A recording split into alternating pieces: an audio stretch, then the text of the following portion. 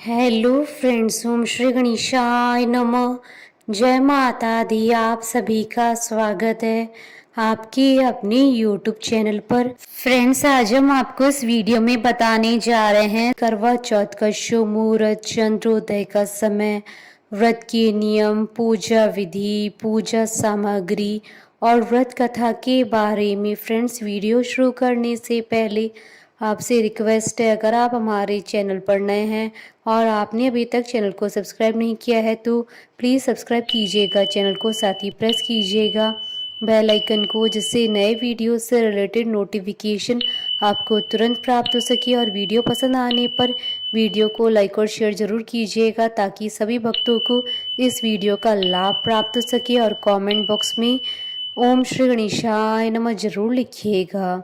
करवा चौथ का पर्व सुहागिनों के लिए अत्यंत महत्वपूर्ण होता है। इस दिन महिलाएं निर्जला व्रत करके रात्रि में चंद्रदेव के दर्शन के बाद ही व्रत को खोलती हैं। हर वर्ष कार्तिक महीने की कृष्ण पक्ष की चतुर्थी के दिन यह पर्व मनाया जाता है। फ्रेंड्स, अब आइए जानते हैं करवा चौथ के शुभ मुहूर्त के बारे में। हिंदू पंचांग के अनुसार इस बार करवा चौथ का व्रत 13 अक्टूबर 2022 गुरुवार के दिन है।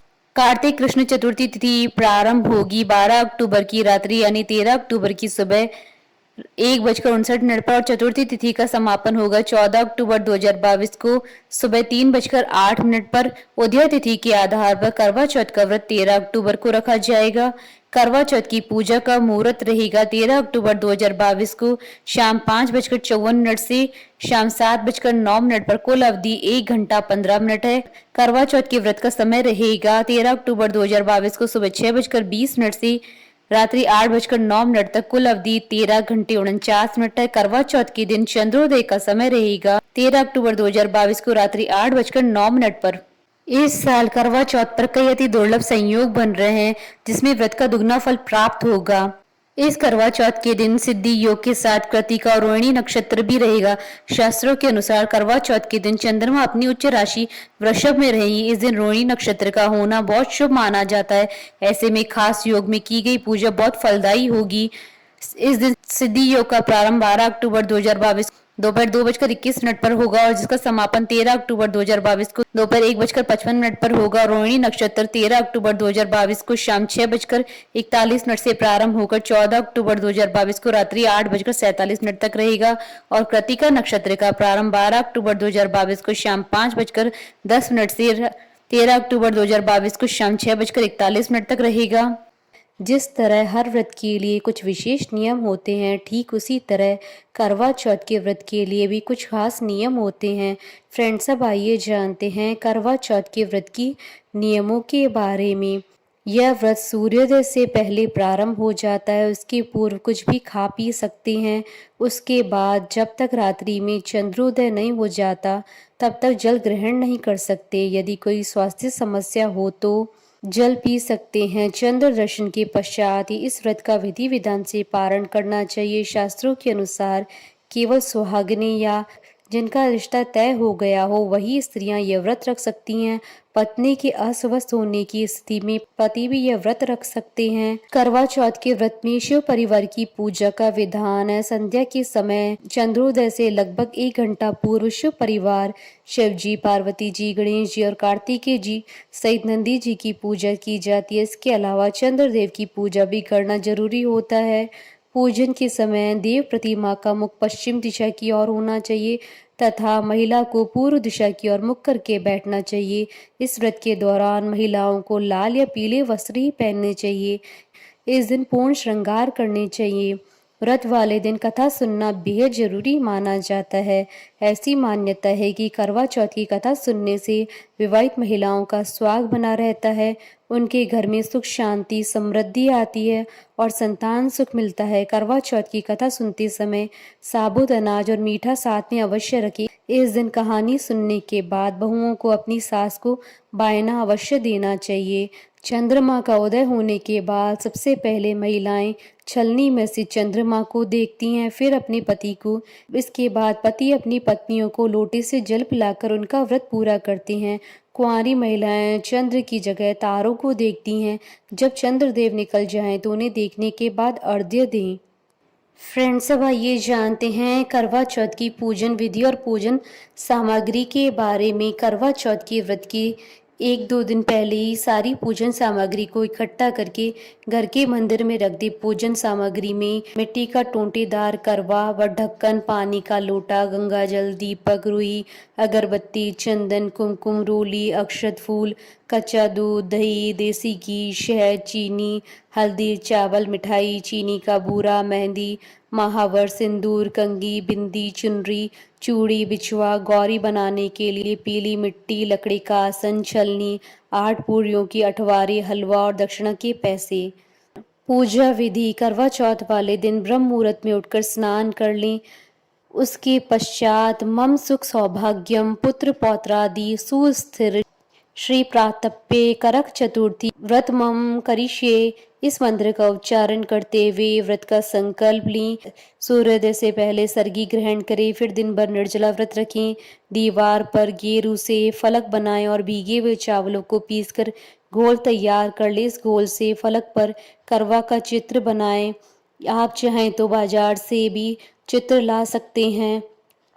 इन्हें वर कहा जाता है। चित्रित करने की कला को करवा धरना कहा जाता है।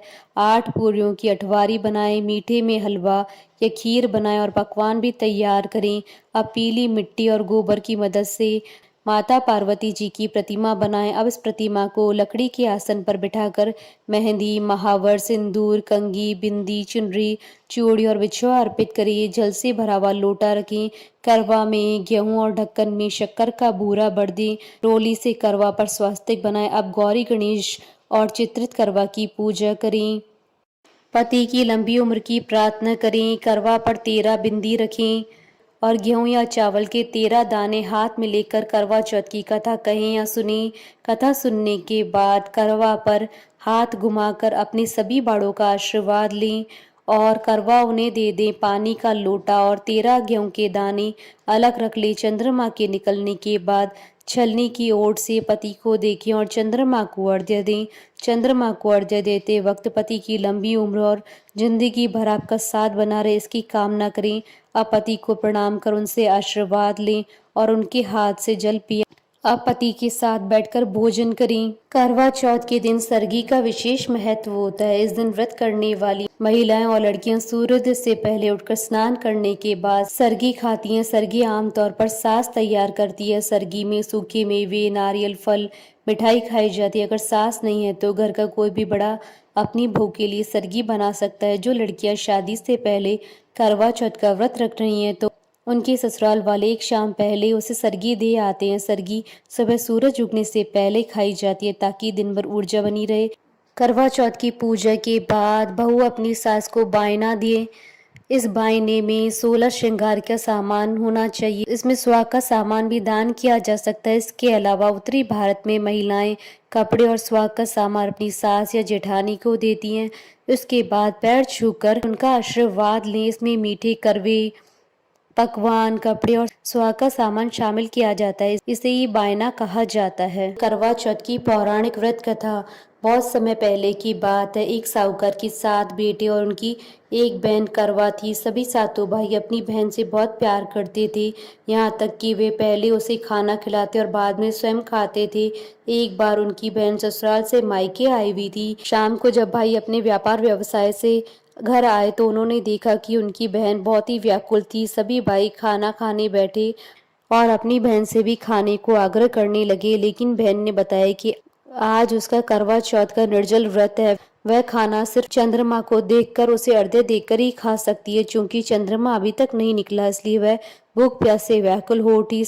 सबसे छोटे भाई से अपनी बहन की हालत देखी नहीं गई और वह दूर पीपल के पेड़ पर एक दीपक जलाकर छलनी की ओट में रख देता है। दूर से देखने पर वह ऐसा प्रतीत होता है कि जैसे चतुर्थी का चांद उदित हो रहा हो। उसके बाद भाई अपनी बहन को बताता है कि चांद निकल आया, तुम उसे अर्घ्य देने के बाद भोजन कर सकती हो। बहन खुशी के मारे सीढ़ियों पर चढ़कर चांद को देखती है, उसे अर्घ्य देकर खाना खाने बैठ जाती है। वह पहला टुकड़ा मुंह में डालती है तो उसे छींक आ जाती है। दूसरा टुकड़ा डालती है तो उसमें बाल निकल आता है। जैसे ही तीसरा टुकड़ा मुंह में डालने की कोशिश करती है तो उसके पति की मृत्यु का समाचार उसे मिलता है।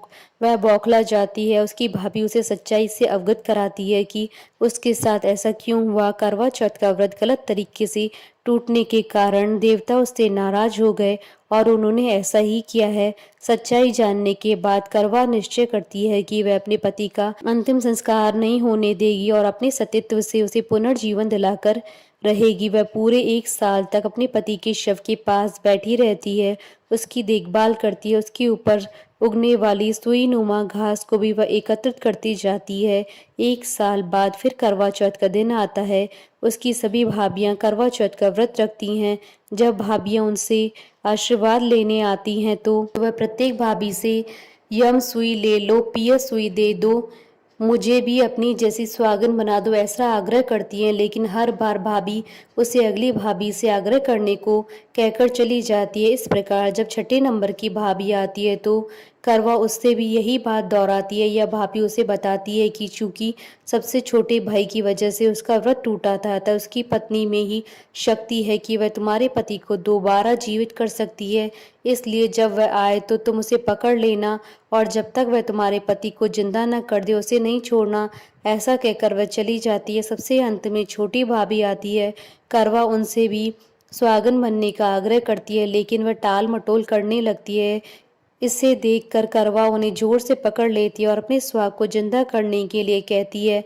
भाभी उसे छुड़ाने के लिए नोचती खसोड़ती है, लेकिन करवा नहीं छोड़ती है। अंत में उसकी तपस्या को देख भाभी पसीज जाती है और अपनी छोटी उंगली को चीरकर उसमें से अमृत उसके पति के मुख में डालकर देती है। करवा का पति तुरंत श्री गणेश कहता हुआ उठ बैठता है। इस प्रकार प्रभु की कृपा से उसकी छोटी भाभी के माध्यम से करवा को अपना सुहाग वापस मिल जाता है। हे श्री गणेश, माँ गौरी, जिस प्रकार करवा को चिर सुहागन का वरदान आपसे मिला, वैसा ही सभी सुहागन को मिले।